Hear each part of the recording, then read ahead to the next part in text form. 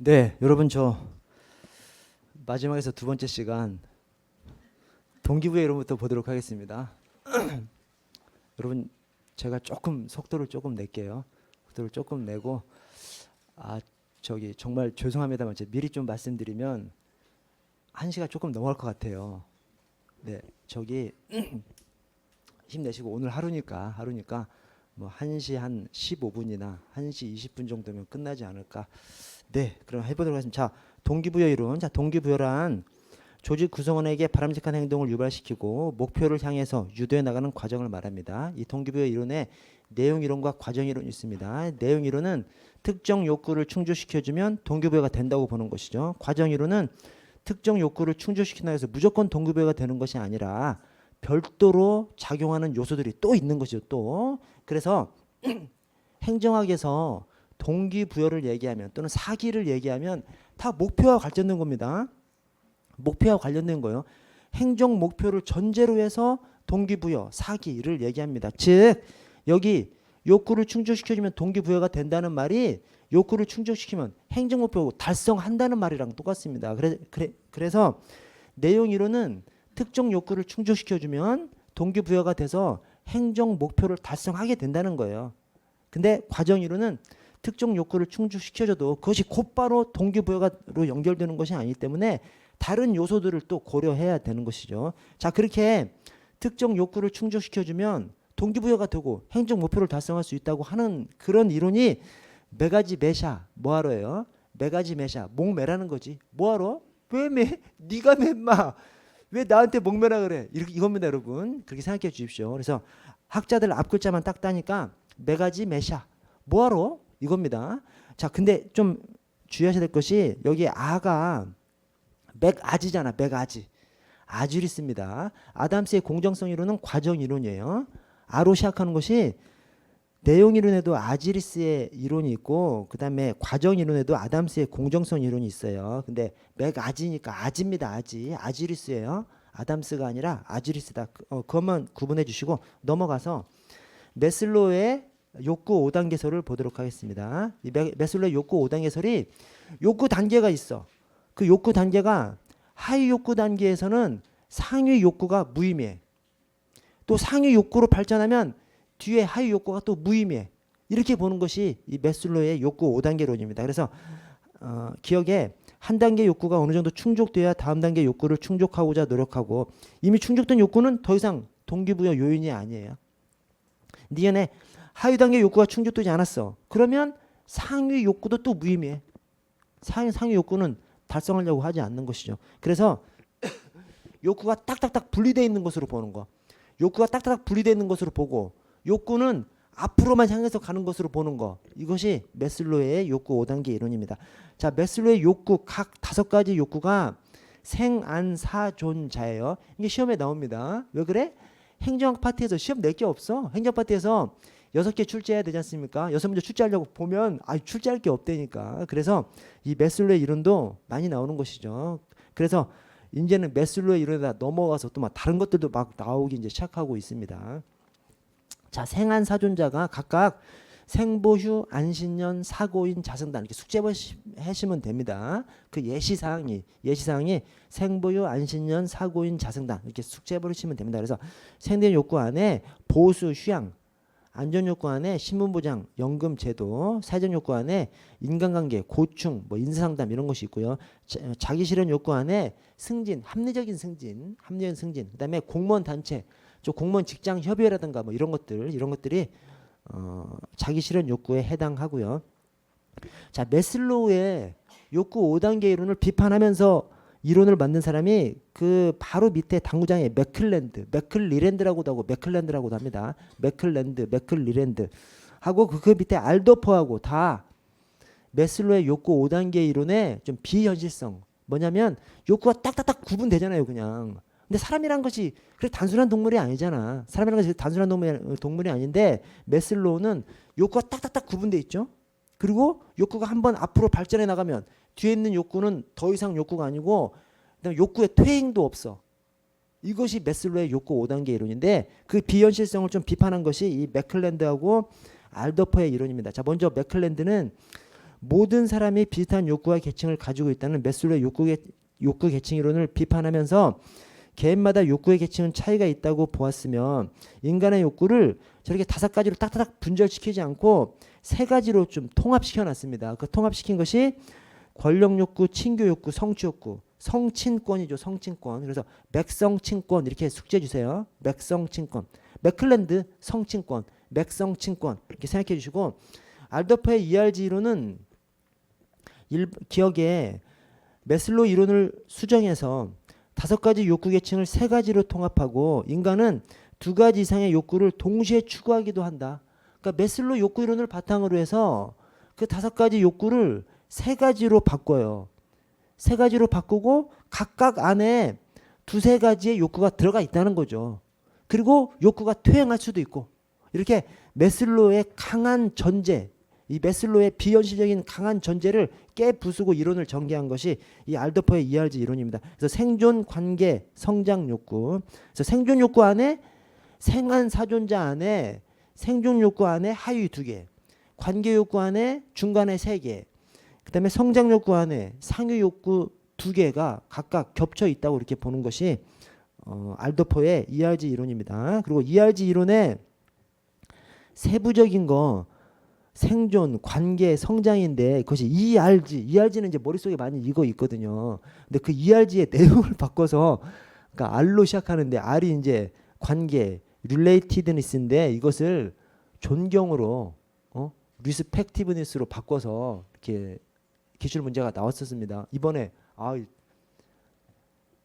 순경 2차에서인가? 예, 나왔었어요. 그래서 이렇게 생각해 주십시오. 생존, 관계, 성장.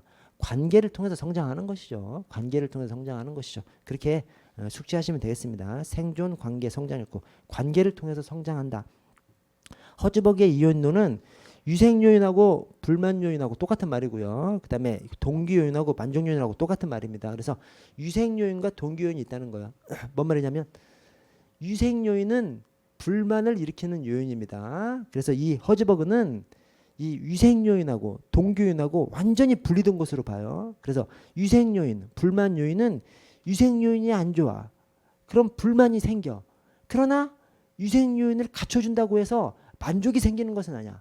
자, 그리고 동기 요인은 이게 만족 요인인데 이 동기 요인이 갖춰져. 그러면 만족하는 것이죠. 그러나 동기 요인이 없다고 해서 또 불만은 아니야. 이렇게 유생 요인하고 동기 요인하고 서로 완전히 구분된 것으로 보는 것이 이 허즈버그의 이 요인론입니다. 그러니까 이런 거죠. 우리 지금 학원이 버스 정류장 바로 옆에 있잖아요. 교통은 괜찮은 거죠. 교통은 괜찮은 거야. 이게 바로 유생 요인이야, 유생 요인. 그러나 여러분들이 만족하려면 강사들이 강의를 잘해야 여러분들이 만족하지. 교통 좋다고 해서 만족하는 것은 아니죠. 상당히 좀 구분된 것으로 이해할 수 있죠. 이런 것을 얘기하는 겁니다. 이게 유생 요인하고 동기 요인하고 너무 분절적으로 바라보니까 좀 비현실적이죠. 비현실적이지만 다만 조직의 리더들한테는 상당한 시사점을 줄 수 있죠. 즉 조직이란 것은 주로 인력 예산이 부족하죠. 인력 예산이 부족할 때 조직에서 달성하려고 하는 어떤 목표들이 있지 않습니까? 그 목표들이 있을 때 평상시에는 인력 예산이 부족하면 평상시에는 그냥 적절히 그냥 있어. 그러나 인력 예산이 부족하면서 반드시 달성해야 하는 특정 행정 목표가 있을 때에는 조직의 인력 자원을 동기 요인에 몰아서 써야 되는 것이죠. 이 유생 요인은 폭발하지 않을 정도로만 해주고 만족 요인에다가 왜냐? 만족시켜주면 동기부여가 돼서 행정 목표로 이어지는 것으로 보는 거기 때문에 그래서 조직의 운영자들한테는 상당한 시사점을 주는 것이 이 허즈버그 이요인론입니다. 자, 맥그리거의 XY 이론도 굉장히 단순한 이론인데 굉장히 유명한 이론이고 실제로 상당히 적용 가능한 그런 이론입니다. 뭐냐면 맥그리거가 자기 머릿속으로 생각해 본 거예요. 자, X이론적 인간이 있다고 생각해 보자. X이론적 인간 멍청하고 게으르고 막 타율적이고 이런 인간이 있다고 해보자. 그러면 그 사람한테는 권위주의적인 방식으로 관리를 해야 동기부여가 되고 목표 달성이 된다는 거예요. 자, Y론적 인간이 있다고 쳐보자. 어떤 사람이 영리하고 막 적극적이고 자율적이고 이런 사람이 있다면 Y론적 인간 관리, 즉 민주적인 인간 관리를 하면 그 사람이 동기부여가 되고 목표 달성이 가능하다는 거예요. 상당히 일리 있지 않습니까? 상당히 이게 굉장히 자기적이고 뭐 그냥 머릿속에서 그냥 단순하게 생각할 수 있는 말이지만 이게 조직의 리더들한테는 상당히 시사점이 큽니다. 지금 네 조직에 있는 사람들의 성향을 한번 딱 봐서 X이론적 인간이 많으면 조직이 성과를 내고 싶으면 X이론적 인간이 많으면 딱딱딱 눌러야 돼. 오늘 한 일 뭐 했는지 막 체크해보고 너 출근 시간을 지켰는지 출퇴근 시간 지켰는지 이런 거 막 따져보면서 권위주의적으로 막 눌러야 되는 거예요. 그러면 이제 목표 달성이 되는 거죠. 맥그리거 이론에 의하면 소속 구성원들이 똑똑하고 자율적이고 사람들도 좋고 막 그래. 그러면 권위주의적으로 누르는 것이 아니라 인간적으로 민주주의적으로 관리하면 그 사람들이 감동해서 더 많은 성과를 낼 수 있다고 하는 것이 이 Y론적 측면이죠. 그래서 굉장히 단순함에도 불구하고 이 XY 이론이 하여튼 굉장히 많은 후대 학자들이 막 원용하고 이용하고 또 책들에 엄청 많이 나오는 것이 XY 이론입니다. 자, 아주리스의 성숙 미성숙 이론은 관료제 비판론입니다. 관료제 비판론. 즉 인간은 미성숙에서 성숙으로 성장해 나가는데 이 관료제는 인간을 미성숙 인간으로만 다룬다. 그래서 동기부여가 안 되고 성과 달성이 안 된다. 목표 달성이 되지 않는다. 이렇게 얘기한 사람이 아주리스고 이 성숙 미성숙 이론을 갖다가 갈등 악순환 모형이라고 합니다. 왜? 관료제가 인간을 미성숙 인간으로만 취급해서 관료제 조직하고 그 인간들하고 갈등이 해결되지 못하는 갈등이 있다고 이제 보는 것이 갈등 악순환 모형입니다. 예산 관리로 넘어가겠습니다. 예산 관리. 자, 경찰 예산 분류에 먼저 일반 회계가 있고 특별 회계가 있어요. 일반 회계는 여러분 국가의 통장은 원칙적으로 딱 하나입니다. 그래서 우리가 세금을 거두면 국고로 다 모으죠. 국고로 다 모아서 예산을 짜서 국회 허락을 받아서 이제 딱 분류해서 쓰는 겁니다. 그런데 우리 경찰관의 경찰병원 같은 경우에는 진료를 하고 진료비를 받지 않습니까? 그걸 국고로 다 보낸 다음에 또 예산 또 타서 써. 그러기보다는 그냥 진료비 받은 거 그냥 운영하는 데 쓰고 진료비가 운영하는 데 다 충당이 안 되니까 추가로 100억이면 100억, 200억이면 200억 연간 딱 주면서 그냥 니네 알아서 써라 라고 하면 경찰병원 스스로 자기들이 매년 나라로부터 100억은 받고 운영을 잘하면 풍족하게 쓸 수 있는 것이고 운영을 못하면 어렵게 쓰는 것이니까 더 잘하려고 하겠죠. 이런 측면에서 따로 관리하는 것이 바로 특별회계입니다. 그래서 일반 회계, 그냥 통으로 운영하는 회계, 경찰 예산은 대부분 일반 회계고요. 대신 특별회계 설치가 국가에서 특정한 사업을 운영하고자 할 때, 특정한 자금을 보유해서 운영하고자 할 때, 이럴 때 따로 관리하는 것이 특별회계입니다. 자, 특성을 보시면 이번에 경찰의 특별회계는 책임 운영기관 특별회계, 즉 경찰병원 딱 하나 있습니다. 우리 경찰 안에 유일한 특별회계가 이 경찰병원이고 또 유일한 책임 운영기관이 이 경찰병원입니다. 그래서 책임 운영기관 특별회계로 운영되는 것이 딱 경찰병원 딱 하나입니다. 넘어가서 예산 성립 과정을 기준으로 한 예산의 분류를 보시면 본 예산, 그냥 예산, 최초의 예산, 본 예산. 자, 수정 예산, 예산안을 국회에 제출한 다음에 국회가 심의 의결해서 딱 확정 짓기 전에 변경하는 예산.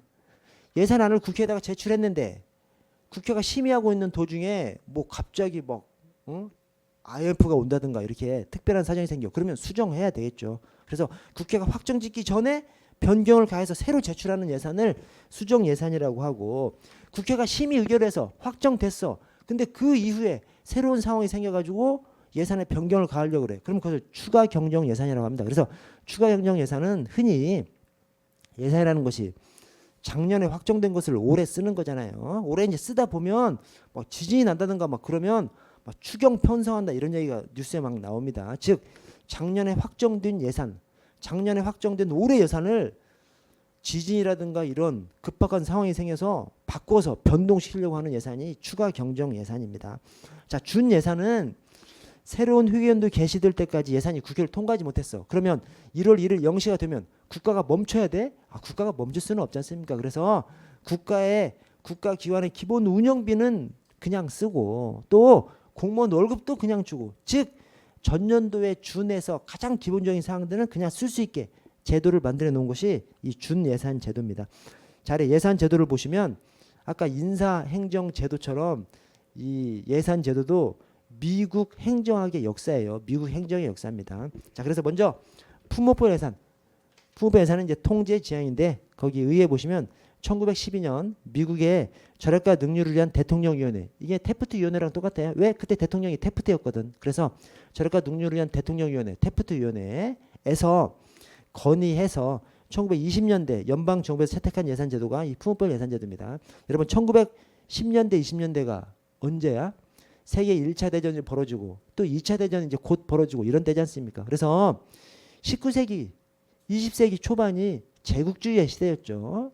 20세기 접어들면서 이 제국주의가 한계를 노정하죠. 한계를 보이죠. 그래서 제국주의의 끝자락에서 더 이상 식민지를 더 개척할 식민지가 없어. 제국주의가 힘들어진 것이 모순이 폭발해서 나타난 것이 1차 세계대전, 2차 세계대전이었습니까? 그래서 제국주의의 끝자락에서는 이 선진국들이 다 이제 나라 살림이 어려워져요. 그러니까 전쟁이 나는 것이죠.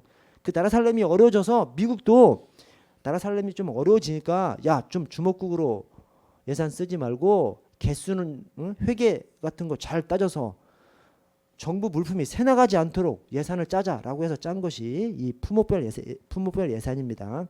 자, 오른쪽에 성과주의는 2차 세계대전 이후에 트루만 행정부에서 도입한 것인데 2차 세계대전 이후에 어떤 일이 벌어져? 2차 세계대전이 딱 끝나니까 미국이 전 세계 슈퍼파워로 등극하죠. 왜 그래? 2차 세계대전을 미국도 참전을 했는데 미국은 미국 땅에서 전쟁은 안 했잖아요. 유럽은 유럽 땅이 초토화되면서 전쟁을 한 것이고 미국은 물건 팔아 먹으면서 전쟁을 하다 보니까 2차 세계대전 딱 끝나니까 미국이 전 세계 GDP의 절반 이상을 미국이 차지해버립니다. 전 세계 슈퍼파워로 등극하는 것이 2차 세계대전 때문에 미국이 전 세계 슈퍼파워로 등극하게 됩니다. 근데 2차 세계대전 끝나면서 냉전이 시작하죠. 미국하고 소련하고 이 공산주의, 자유주의 대결이 시작하지 않습니까? 그래서 미국이 강력해진 이 정부 재정을 바탕으로 전 세계에 돈을 쏟아붓기 시작합니다. 그때 전 세계적으로 쏟아붓는 그 돈을 내실 있게 좀 써보자. 그래서 사업별로, 세부 사업별로 제대로 내실 있게 써보자라고 해서 만든 것이 이 성과주의 예산이고요. 계획 예산은 1960년대 미국에서 1963년도에 케네디가 암살당해요. 그래서 미국민들이 엄청난 시리에 빠지죠. 뭐 시리, 분노, 충격 이런 것에 빠집니다. 그러면서 미국 사회가 막 혼란의 소용돌이로 막 들어가요. 막 인종 갈등, 흑백 갈등, 막 젊은이들은 막 공부 안 하고 어디 막 산속 들어가서 막 세상을 등지고 살고 뭐 히피, 뭐 자유주의, 뭐 자유 섹스 막 이런 것들이 엄청 판칩니다. 그러면서 베트남 전쟁으로 들어갑니다. 그래서 미국 사회가 막 혼란의 소용돌이로 막 빠져버리죠. 그래서 미국 사회가 지탱할 수 있는 사회인지 막 엄청 걱정도 많이 되고 그 틈에 케네디 후임으로 대통령이 된 이 존슨 행정부에서 이 미국 사회를 다시 통합시키자. 어떻게? 대규모 사회 개발 사업을 함으로써 그 엄청난 돈을 막 쏟아 부어서 사회 개발을 통해서 다시 나라를 통합시키자라고 하게 됩니다. 그 대규모 사회 개발 사업이 그레이 소사이어티, 위대한 사회 건설 사업입니다. 이것을 장기적으로 막 엄청난 돈을 쏟아부어서 하려고 하니까 장기적으로 계획적으로 해보자라고 해서 단년도 예산을 장기적인 계획하고 연결시켜서 예산을 짠 것이 이 계획 예산입니다. 1970년대가 되니까 미국이 2차 세계대전 끝난 다음에 한 30년 전 세계에다 돈을 쓰다 보니까 이제 미국이 돈이 떨어져. 진짜로요. 미국이 돈이 떨어져. 미국의 국력이 상대적인 국력이 막 약화되는 것이죠. 그 와중에 오일 쇼크가 발생합니다. 1970년대 전반기에 한 번, 후반기에 한 번, 두 차례 오일 쇼크가 딱 터지자마자 미국이 이제 손 들어버려요. 또 막 미국 막 경제력이 막 일본한테도 막 뒤지려고 하고 막 그런 시점에 미국이 손 들어버리고 더 이상 전 세계에 돈을 쏟아붓지 않겠다라고 선언한 것이 바로 이 연기준 예산입니다. 그래서 연기준 예산이 전년도 예산은 그냥 깡그리 무시하고 예산을 줄이겠다는 거예요. 예산을 어떻게 줄여? 각 부처에서 내년도에 예산 쓸 거 계획 다 가져와. 계획을 다 제출받은 다음에 전년도에 1,000억을 썼다면 내년도에는 800억만 써. 그래서 각 부처에서 제시한 계획들을 평가를 해서 1번부터 쭉 순위를 매겨버립니다. 순위를 매긴 다음에 800억에서 딱 잘라가지고 그냥 예산을 감축시켜 버리는 예산이 바로 이 영기준 예산입니다. 그래서 이 각각의 예산 제도가 미국 행정학의 역사를 나타내고 있고요. 여러분 하나씩 좀 보시면 하나씩 좀 볼게요. 하나씩 볼 때 대부분 의미를 다 이해하세요. 이해합니다. 대부분 이해하는데 다만 조금 이해가 안 되는 문구들이 있어. 그런 것들은 각계 격파로 조금 이해하고 넘어가셔야 돼요. 그렇지 않으면 그것이 시험 지문에 나와버리면 안 되니까. 그래서 먼저 품목별 예산. 품목별 예산은 품목별 개수를 헤아리는 예산입니다. 그래서 통제 지형이고, 자 2번에 정부 지출 대상이 되는 물품 품목을 기준으로 한 예산 제도입니다. 그러니까 품목별 예산이죠. 그래서 물품 품목을 기준으로 물품 품목의 개수는 하여튼 제대로 헤아리는 예산이 이 품목별 예산이죠. 근데 그 밑에 지출 대상 성질을 기준으로 세출 예산을 분류한대요. 뭔 이상한 소리요?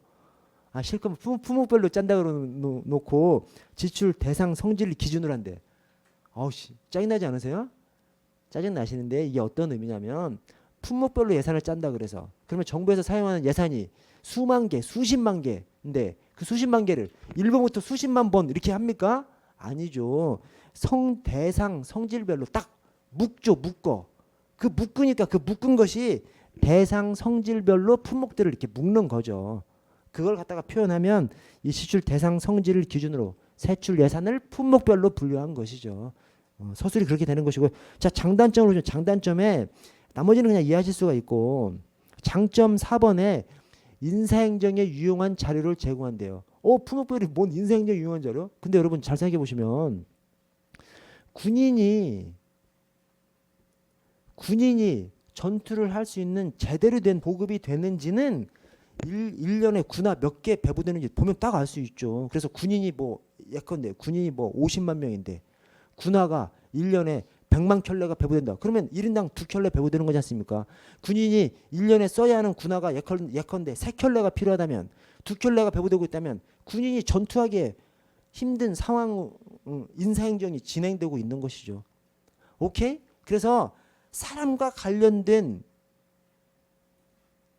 정부 예산이 제대로 쓰여지고 있는가는 품목별로 보면 알 수 있는 거예요. 품목별로. 1인당 식비가 얼마씩 지급되고 이런 것들 보면 알 수 있는 겁니다.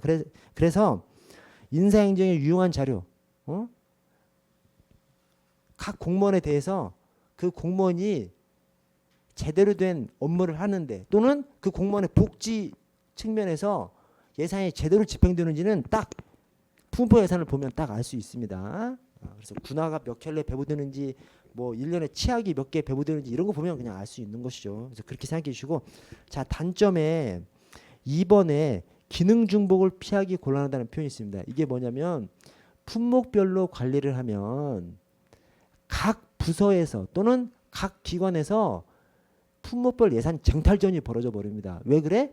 예산을 사업별로 짜면 사업별로 적정한 금액을 가져갈 수밖에 없어요. 왜? 예산을 사업별로 짜면 특정 사업마다 계획적인 금액이 있잖아요.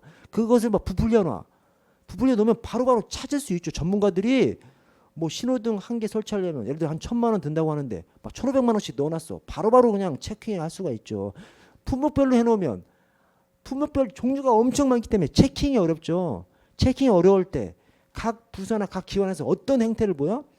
품목별로 예산을 짜면 무조건 품목 많이 쟁탈하려고 하는 것이죠. 우리 경찰을 예를 들면 음주운전 단속을 교통에서만 하는 것이 아니라 지구대에서도 하지 않습니까? 지구대 파출소에서도. 그래서 교통과도 음주운전 단속 장비 엄청 확보하려고 하고, 또 지구대 파출소 관련된 과에서도 음주운전 단속 장비 엄청 확보하려고, 품목별로 관리하면 그렇게 될 수밖에 없다니까요. 그래서 그렇게 경쟁적으로 품목을 확보하려고 하는 거, 품목마다 부서별로 경쟁이 붙은 거, 그게 기능 간 경쟁이 붙어버린 거예요. 그게. 그래서 기능 중복을 피하기 곤란하다는 표현이 그런 표현입니다. 그런 표현. 자, 오른쪽에 성과주의 예산으로 가시면, 성과주의 예산은 2차 세계대전 지나고 미국에서 전 세계에 돈을 쏟아부으면서 예산을 좀 규모 있게 내실 있게 좀 써보자. 전 세계에 돈을 엄청 쏟아부으면서 엄청난 막 사업들을 막 하는 것이죠. 그 사업을 예산을 세부 사업에서 단위 원가를 뽑아서 단위 원가 곱하기 업무량이 꼴 예산 이렇게 짜는 것이 이 성과주의 예산입니다. 그래서 거기 4번에 세부 사업별로 단위 원가 업무 측정 단위에서 세부 사업에서 업무 측정 단위를 뽑고 그 업무 측정 단위별로 단위 원가를 뽑아서 단위 원가 곱하기 업무량 이꼴 예산액 이렇게 편성하는 것이 성과주의 예산입니다. 여러분 딱 봐도 좀 일리가 있죠. 업무 측정 단위에서 단위 원가를 뽑은다면 단위 원가 곱하기 업무량 이꼴 예산 상당히 과학적으로 뽑는 것이 이 성과주의 예산입니다. 자, 장단점을 보시면 장점이 1번에 일반 국민이 정부 사업에 대해 이해하기가 용이해요. 왜? 세부 사업별로 예산을 짜니까 사업을 특정 사업을 딱 얘기하면서 예산을 얘기하면 국민이 이해하기 쉽죠. 자, 단점을 보시면 1번에 1번, 2번은 이 근본적인 문제점이죠.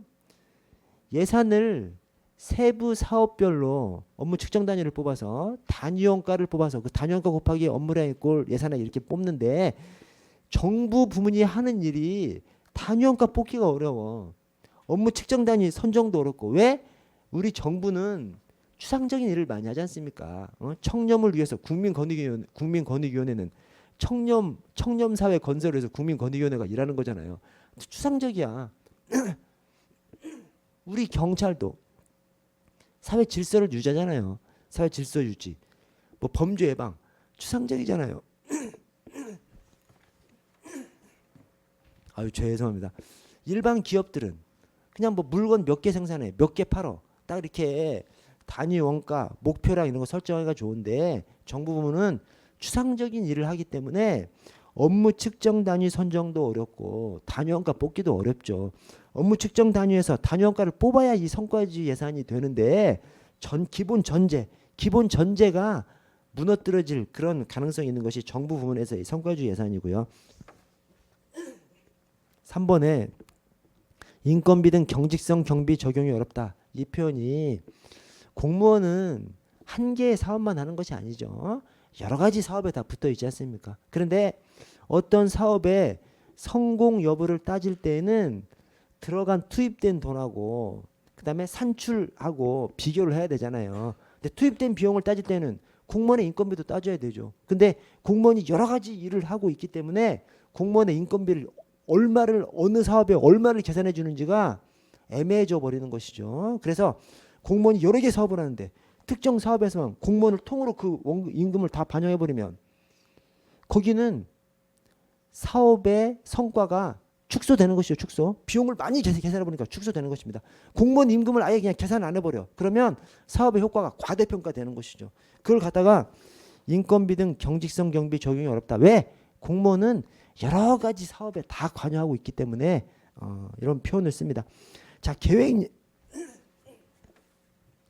이상하네.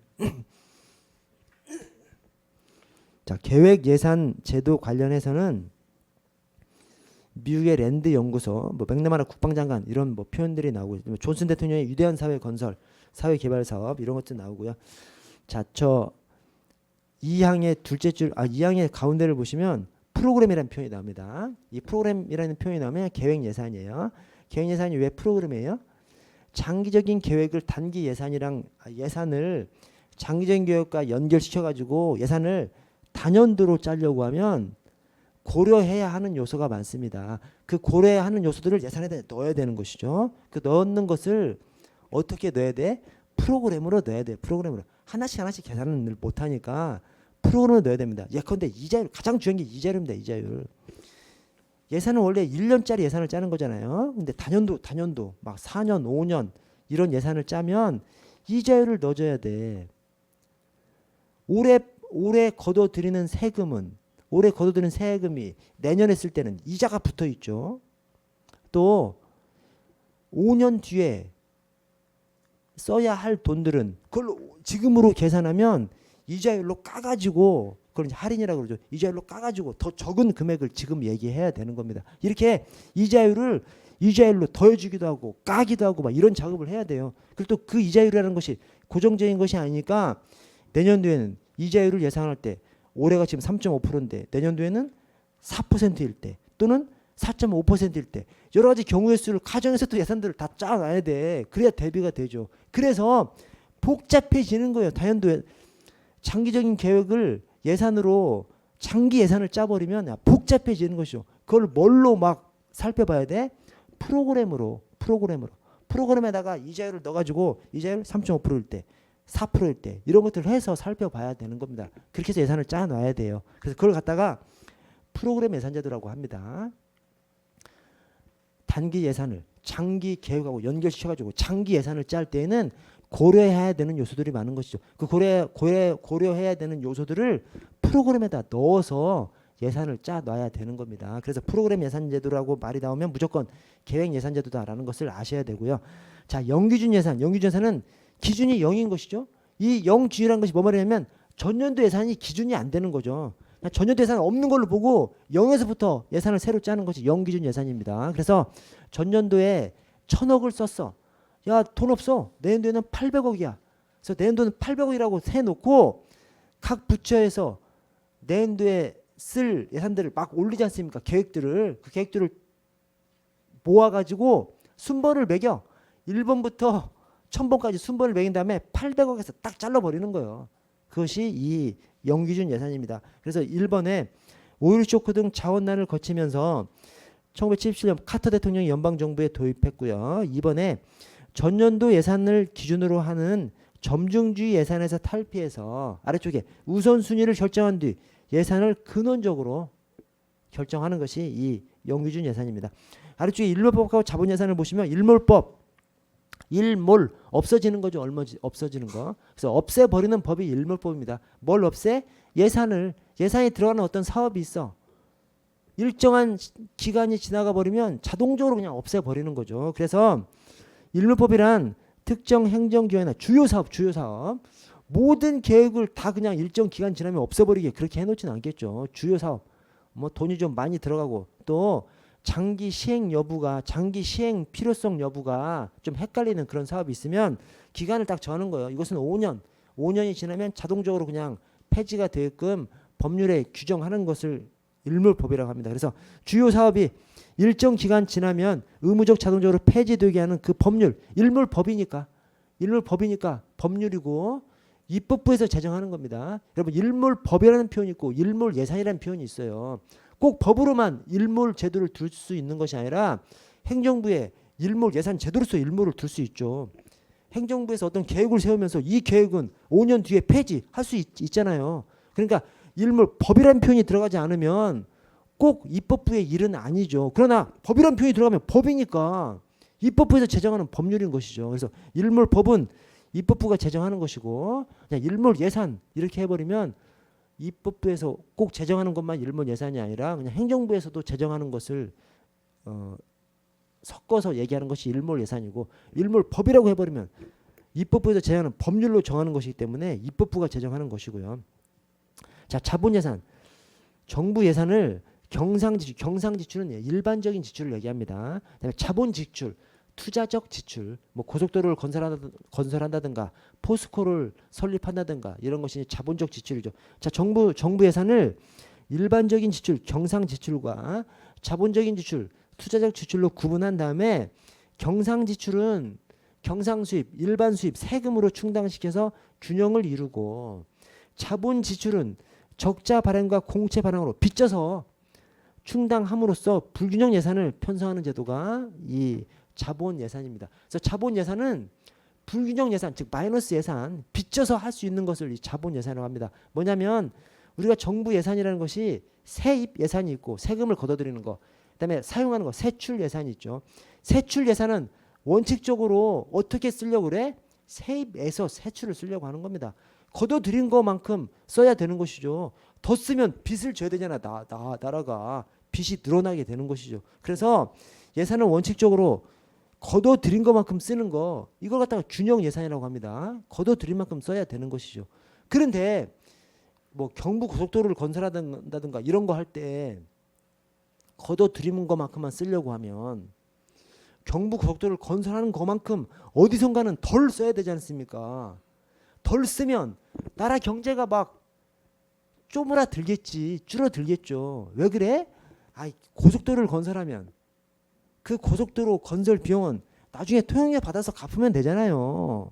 근데 그것을 지금 그냥 당장 해결하려고 다른 중요한 사업들을 잘라버리면 나라 발전이 안 되는 거죠. 그래서 이렇게 투자적인 지출은 일반적인 세금하고 상관없이 빚져서 하는 거야. 국채, 공채를 발행해서 이렇게 빚져서 하는 겁니다. 빚져서 한 다음에 그 돈은 나중에 통행료 받아서 갚으면 되는 거예요. 포스코 운영해서 갚으면 되는 것이기 때문에 그래서 일반적인 예산은 세금으로 쓰고 대신 이렇게 투자적 지출은 빚 얻어서 쓰는 것을 이제 불균형 예산이라고 하는 겁니다. 그래서 투자적 지출은 불균형, 일반적인 지출은 균형, 거둬들인 세금에서만 쓰는 것으로 그렇게 불균형 예산을 짜는 것을 자본 예산이라고 합니다. 넘어가서 예산의 과정을 볼게요. 예산의 과정이 크게 3년 과정이죠. 자, 1년 차에 예산을 편성하고 심의 의결합니다. 거기 예산의 과정 바로 옆에 편성, 심의 의결, 집행, 결산이 있는데 1년 차에 편성하고 행정부에서 편성해서 입법부에서 심의 의결해서 확정하죠. 자, 2년 차에 집행을 합니다. 3년 차에 결산을 합니다. 그래서 예산이라는 것이 크게 3년 과정이 막 맞물려서 돌아가는 것이 이 예산 과정이고요. 아래 편성을 보시면 그 편성이 중지요, 중기중 135입니다. 중지요, 중기중 135. 그래서 그 중지요가 중기사업계획서, 그다음에 지침, 그다음에 예산 요구서 이렇게 갑니다. 그래서 중기사업계획서가 각 중앙관서장, 여기다 각 중앙관서장이라고도 하고 그냥 경찰청장이라고 해서 서술하기도 합니다. 왜? 치안에 관한 중앙관서장이 경찰청장이기 때문에 경찰청장이라고 그냥 넣어서 얘기하기도 해요. 자, 그래서 중앙관서장은 1월 31일까지 이 중기사업계획서를 맨 끝에 기재부 장관에게 제출해야 됩니다. 그래서 중기사업계획서, 중지요, 중앙관서장이 기재부 장관에게 1월 31일까지 135 1월 31일까지. 자, 예산 편성 지침 통보가 중지요, 기재부 장관이 각 중앙관서장에게 135 3월 31일까지. 예산 요구서 제출 각 중앙관서장이 그 예산 지침에 따라서 예산 요구서를 5월 31일까지 기재부 장관에게 제출해야 되고요. 자, 그러면 기재부 장관이 이제 예산 요구서에 따라서 예산안을 짜죠. 예산을 짜는데 1항에 기재부 장관은 이제 국무회 심의를 거친 후 대통령 승인을 얻어야 하고요. 그래서 확정이 되면 정부안이 확정되면 이번에 정부의 이름으로 입법부를 상대하기 때문에 실제로는 기재부 장관이 하는 것인데 입법부를 상대로 하기 때문에 정부는 대통령 승인을 얻은 예산안을 의견도 개시 120일 전까지 국회에 제출해야 합니다. 아래 심의 의결을 보시면 심의 의결은 이제 국회 과정이죠. 국회 과정. 새로운 의견도 개시 30일 전까지 심의 의결을 해야 되는데 먼저 대기상종이죠. 대기상종. 그래서 대통령 시정연설, 기재부 장관 제안 설명 한 다음에 상임위 예비심사를 하고 예결특위 종합심사를 해서 국회 전체적으로 본회의 의결을 해서 확정을 짓습니다. 자, 대기상종 과정을 거쳐서 본회의 의결을 통해서 확정 짓죠. 그 대기상종 안에 예결특위 종합심사가 예산 과정의 핵심이죠. 예산 편성의 핵심, 예산 심의 의결의 핵심이죠. 핵심. 그래서 그 종합심사가 동그라미 2번에 종부개전 순서로 합니다. 종부개전. 그래서 종합정책 질의, 부처별 심의, 개수조정 소위원회 개수조정, 그다음에 예결위 전체회의에서 심사하는 그런 순서로 그래서 종부개전. 그래서 대기상종 그 종이 종부개전 이 절차를 거쳐서 국회에서 심의 의결을 합니다. 아래 예산의 집행을 보시면 자, 두 번째 칸에 예산 배정. 예산이 확정되면 각 중앙관서장이 바로 예산을 쓸 수 있어요? 아닙니다. 배정을 받아야 집행할 수 있어요. 그래서 예산 배정 거기 당구장 표시에 예산 집행은 예산의 배정으로부터 시작되고요. 그 아래 예산이 확정되면 해당 예산이 배정되지 않은 상태에서 지출 원인행위를 할 수 있다? 아닙니다. 배정을 받아야만 기재부 장관으로부터 배정을 받아야만 지출 원인행위를 할 수 있습니다. 지출 원인행위라는 것이 정부 계약을 말합니다. 재무관이 정부 계약을 통해 정부 계약을 맺는 것을 지출 원인행위라고 합니다. 그래서 지출 원인행위 예산이 배정되고 난 다음에 지출 원인행위를 할 수 있어요. 맨 아래 예산에 전용이 있고요. 오른쪽 예산에 이용이 있습니다. 전용하고 이용 구분하셔야 됩니다, 여러분. 전용이 있고 이용이 있어. 자, 전용도 뭐 바꿔 쓰는 거죠. 이용도 바꿔 쓰는 겁니다. 근데 이게 보통 명사가 아니라 고유 명사예요. 딱 그냥 정해져 있는 뜻이 있는 겁니다. 자, 전용은 행정 과목 간에 바꿔 쓰는 거예요. 이용은 입법 과목 간에 바꿔 쓰는 것을 이용이라고 합니다. 입법 과목은 뭐고 행정 과목은 뭐예요? 입법 과목은 국회가 소관하고 있는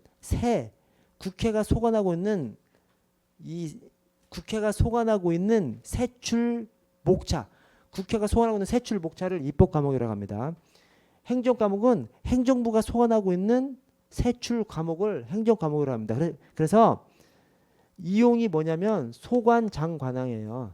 기관 소관이라고 하고 장, 관, 항. 행정 과목은 세항 목이에요. 아, 이걸 뒤집어 썼어야 되는데 지금 이게 더 위에 있는 건데. 네. 입법 과목 이걸 간에 바꿔 쓰는 것이 이용이고요. 행정 과목 간에 바꿔 쓰는 것을 전용이라고 합니다. 입법 과목이 기관 장관항. 그래서 뭐 경찰청. 그래서 정부의 예산 사용 계획서를 보면 예산 사용 계획서 안에 경찰청 그 밑에 1장, 2장, 3장, 4장 각 장 안에 관이 있고 각 관 안에 항이 있고 각 항 안에 세항이 있고 세항 안에 목들이 이렇게 있는 겁니다. 그래서 기관 장관항 1장에 있는 금액을 2장에다 바꿔 쓰려고 하면 국회가 관할하는 것이죠. 그것이. 자, 그래서 이용은 원칙적으로 이용할 수 없다고 돼 있어요. 전용은 행정부 소관 과목이기 때문에 전용은 기재부장관 승인을 얻어서 전용할 수 있다라고 돼 있어요. 전용은 가능 규정으로 돼 있고 이용은 불가능 규정으로 돼 있습니다. 왜? 이용은 입법 과목간에 바꿔 쓰는 것이니까 국회가 관할하는 세출 과목이에요. 그래서 행정부 맘대로 바꿔서 쓰지 못하는 것이죠. 전용은 행정부가 소관하고 있는 것이기 때문에 기재부 장관 승인을 얻어서 전용할 수 있는 것이죠. 즉 세항 1에서 세항 2로 바꿔서 쓰려면 기재부 장관 승인만 얻으면 바꿔서 쓸 수 있는 겁니다. 대신 1관에서 2관으로 바꿔 쓰려고 하면 원칙적으로 그렇게 못하는 거예요. 대신 국회의 사전 의결을 얻으면 할 수 있는 것이고요. 그래서 여기 보시면 예산의 전용에 중앙관서장은 아래 기재부 장관 승인을 얻어서 각 세항 목의 금액을 전용할 수 있습니다. 자, 전용은 가능 규정으로 되어 있고요. 자, 이용 거기 1번에 중앙관서장은 예산이 정한 각 기관 간 또는 각 장관 항 간에 상호 이용할 수 없다. 이 상호 이용할 수 없다는 말이 상호 바꿔 쓸 수 없다는 말입니다. 다만 일정한 경우 미리 예산으로서 국회 의결을 얻은 때에는 아니 국회가 소관하고 있는데 국회 의결을 사전에 얻어 그러면 할 수 있는 거죠. 그래서 국회 의결을 얻은 때에는 기재부 장관 승인을 얻어서 이용하거나 기재부 장관이 위임하는 범위 안에서 자체적으로 이용할 수 있습니다. 자, 맨 밑으로 와서 예산 결산을 볼게요. 예산 결산은 중기 감정 2, 4, 5입니다. 그래서 자, 중앙관서장 2, 4, 5는 2월 말일까지 4월 10일, 5월 20일, 5월 31일 그렇게 갑니다. 2, 4, 5 말일까지 10, 20, 31일 이렇게 갑니다. 그래서 2, 4, 5. 자, 각 중앙관서장은 중간에 중앙관서 결산 보고서를 다음 연도 2월 말일까지 기재부 장관에 제출해야 되고요. 그래서 중기감정 2, 4, 5. 중앙관서장이 자기 부처 결산 보고서를 만들어서 기재부 장관한테 제출해. 그러면 기재부 장관이 전체 결산 보고서를 작성해서 감사원한테 또 제출해. 그걸 4월 10일까지. 그러면 감사원은 그 국가 결산 보고서를 검사해서 그 검사 보고서를 기재부 장관한테 5월 20일까지. 그러면 정부 차원에서 국가 결산 보고서를 5월 30일까지 국회에 제출해야 됩니다. 그래서 중기 감정 2455. 2455는 2월 말일까지. 4월 10일, 5월 20일, 5월 31일 이렇게 쭉쭉 나갑니다. 그러니까 245가 2월 말일까지. 그다음은 10, 20, 31일 딱 이렇게 가는 것이죠. 그래서 중기 감정 245 이렇게 생각해 주시고 다음 페이지 넘어가서 장비 관리로 갈게요. 장비 관리. 장비 관리. 장비 관리가 자 먼저 무기 탄약 관리를 보겠습니다. 자 두 번째 칸에 무기고 탄약고 설치를 보시면 2번에 탄약고는 무기고와 분리돼야 합니다. 왜 분리돼야 돼?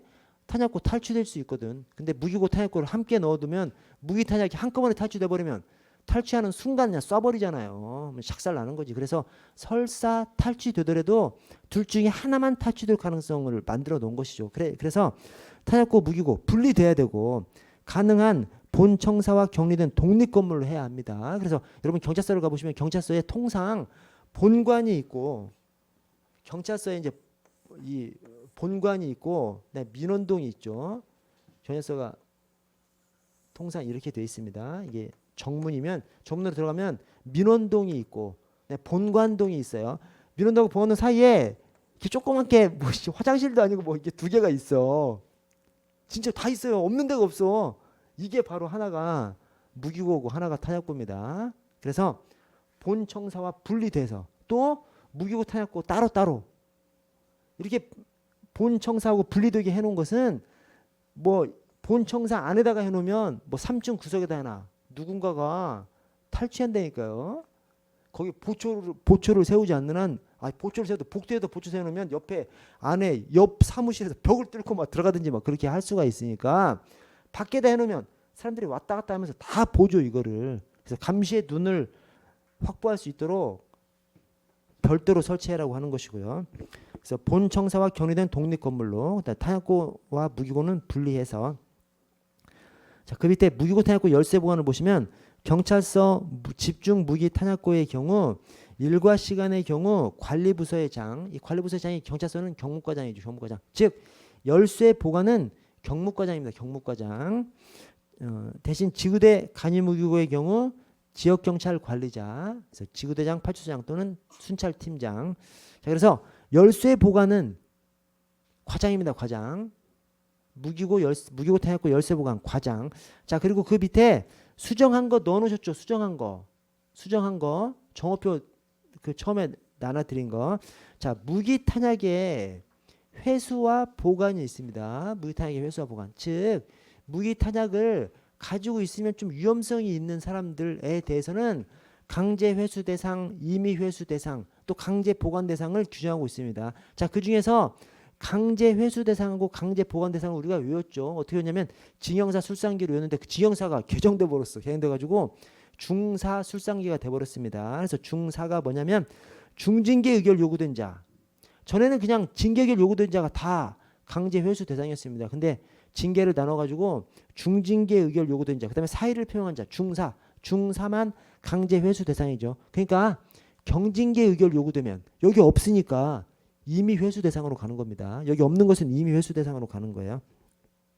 자, 그래서 강제 회수 대상이 중징계 의결 요구된 자, 사의를 표명한 자. 그다음에 강제 보관 대상이 술상기는 그대로고. 그래서 맨 밑에 강제 보관 대상이 술자리 연회장소 출입할 경우, 상사의 사무실 출입할 경우, 상사들이 쏠까봐 무서웠나 봐. 그러니까 이런 규정을 둔 거죠. 그다음에 기타. 그래서 술상기가 강제 보관 대상입니다. 그 나머지 조금 이상한 것들이 이미 회수 대상이라고 생각해 주시고요.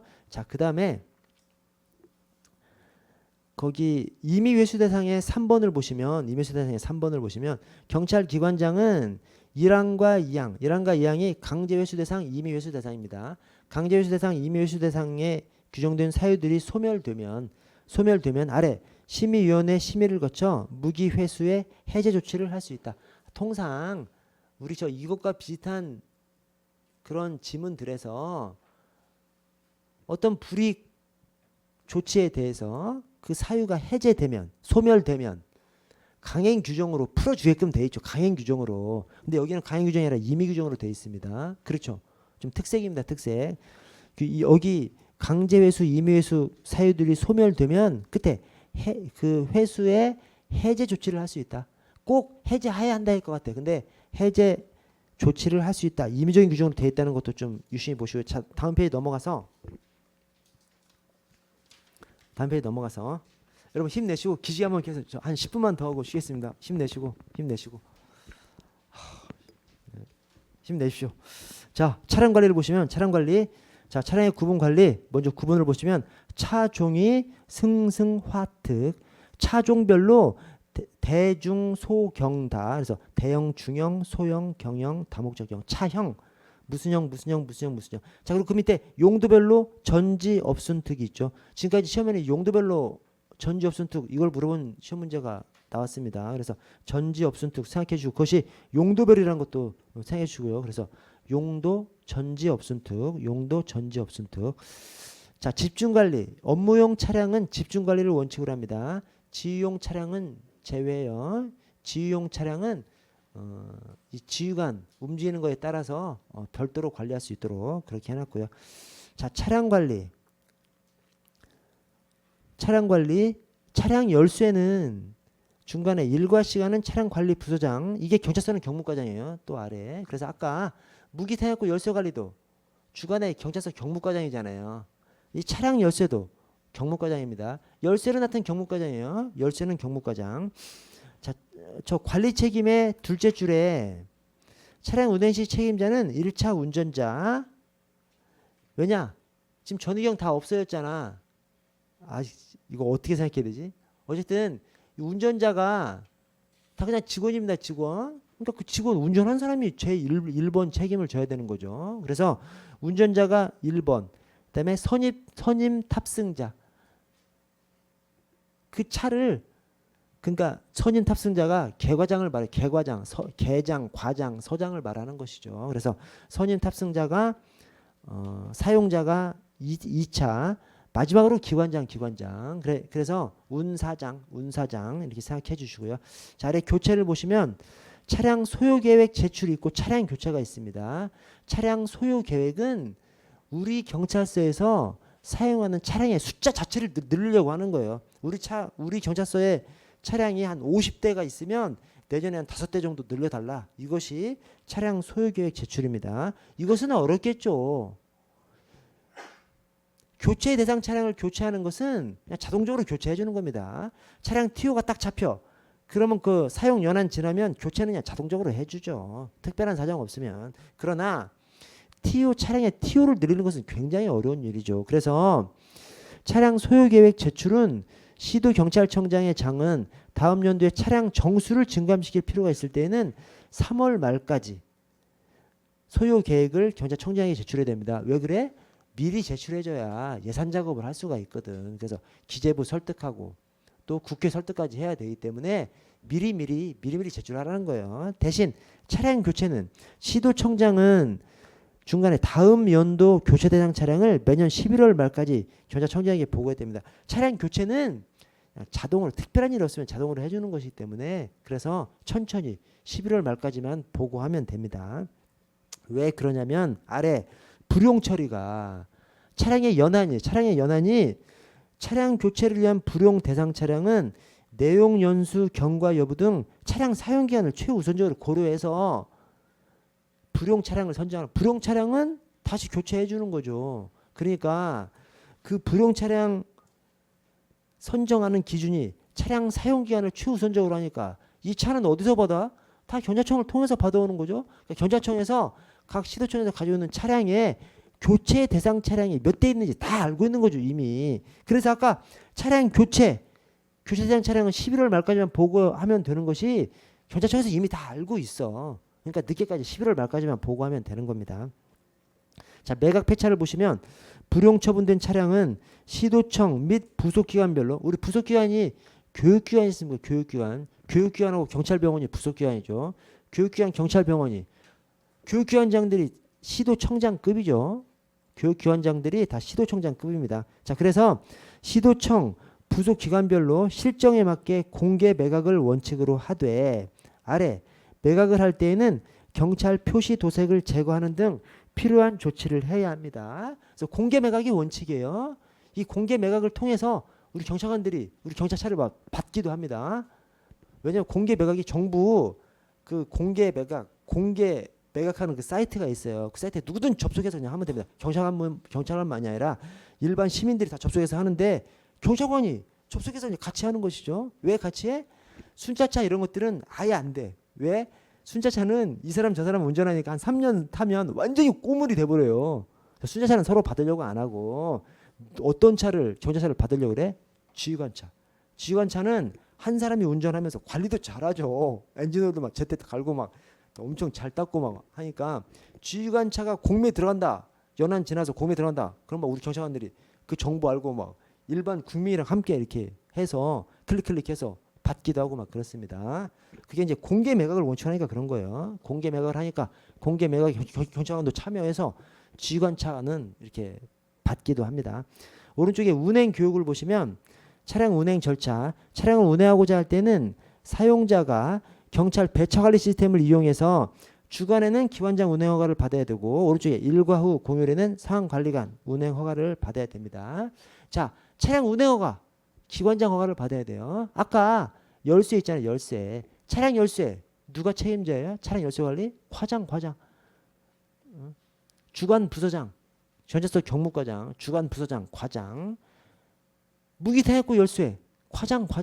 그래서 무기 탄약고 열쇠건 차량 열쇠건 열쇠 관리는 주무 부서장, 과장, 전자서 경무과장. 대신 차량 운행은 기관장 운행 허가. 이렇게 구분하셔야 됩니다. 즉 차량 운행을 제일 중요한 것으로 보는 것이죠. 자, 보안관 여러분 좀 쉬었다가 40분에 시작할게요. 예.